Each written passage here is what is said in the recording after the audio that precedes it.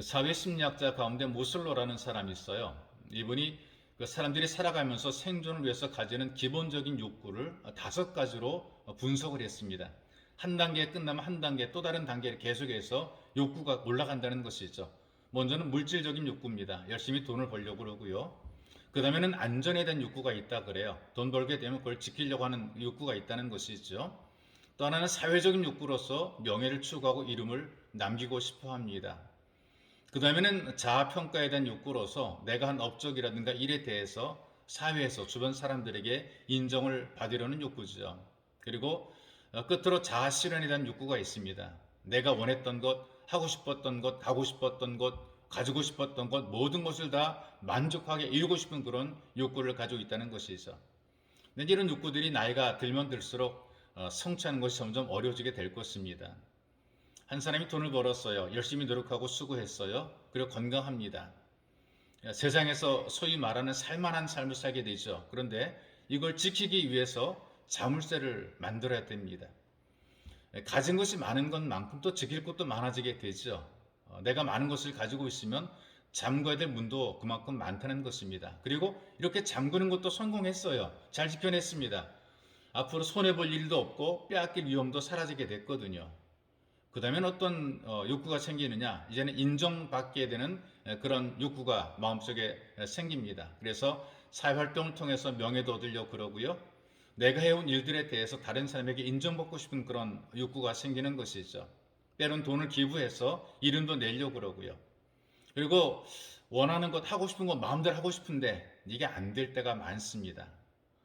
뭐 있거나 없거나, 그 다음에 건강하거나 약하거나, 이루었거나 이루지 못했거나, 이 땅에 사는 모든 사람들은 마음속에 원하는 어떤 마음속 욕구는 가득한데 그 욕구대로 되는 것이 없단 말이죠. 그래서 좌절하고 절망하는 것입니다. 생각대로 안 됩니다.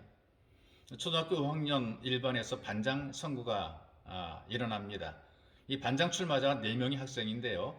노래를 잘하고 피아노 잘 친다 그래 새별이, 공부를 잘하고 말을 잘한다 그래서 아침이, 아버지가 장관이라서 튼튼이, 그리고 어머니가 선생님인 발근이가 출마하게 됐습니다. 저마다 득표전이 치열했고 거기다 엄마들까지 끼어들어서 이 반장 선거에 나서게 됩니다. 선거날이 됐어요. 결과가 발표됩니다. 새별이가 5표, 아침이가 7표, 튼튼이가 10표, 그리고 어머님이 선생님인 발근이가 13표로 반장이 됩니다.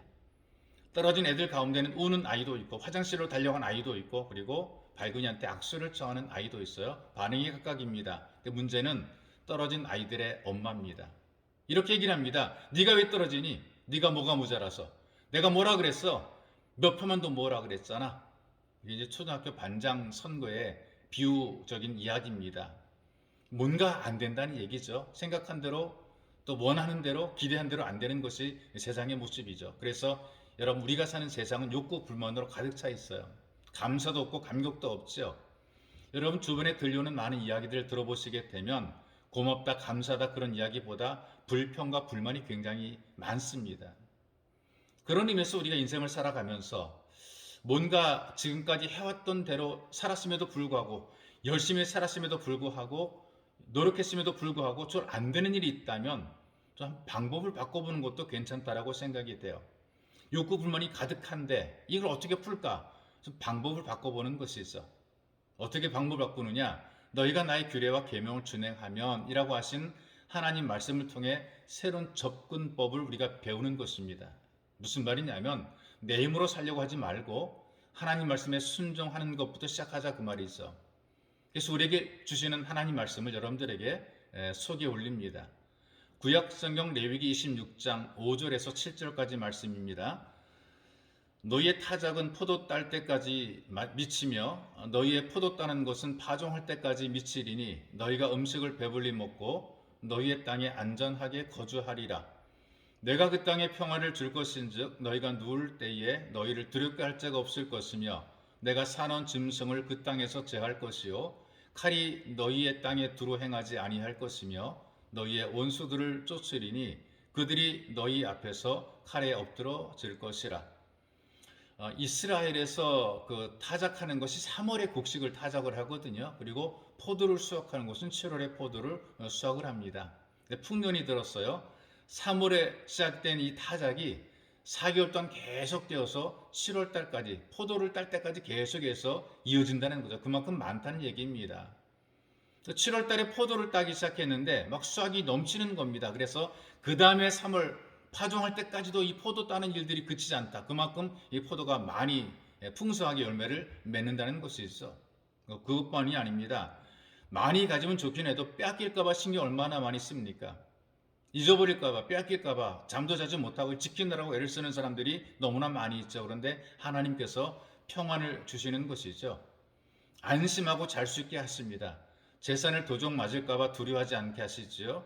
내 것을 빼앗아가는 짐승 같은 악당도 사라지게 만들어 주십니다. 한마디로 말하면 풍년뿐 아니라 배부르게 먹고 평안하고 안전하게 살게 만들어 주신다는 것이죠. 어떻게 이것이 가능하냐? 성경의 말씀을 보게 되면 말씀을 순종하게 되면 그렇게 해주신다라고 약속의 말씀을 주고 있습니다. 이 약속하신 하나님 말씀을 따라서 여러분들이 이 땅에 살면서 말씀을 순종해서 많은 것을 갖고 누리며 욕구 불만이 아닌 평안과 감사함 속에 부족함이 없는 삶으로 하나님께 쓰임 받으시기를 주님의 이름으로 축복합니다.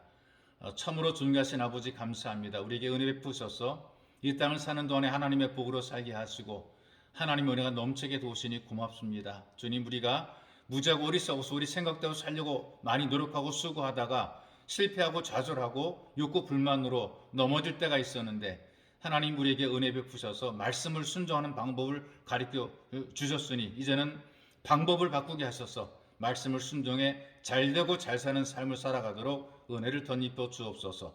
보배로우신 예수님의 이름으로 기도하옵나이다. 아멘.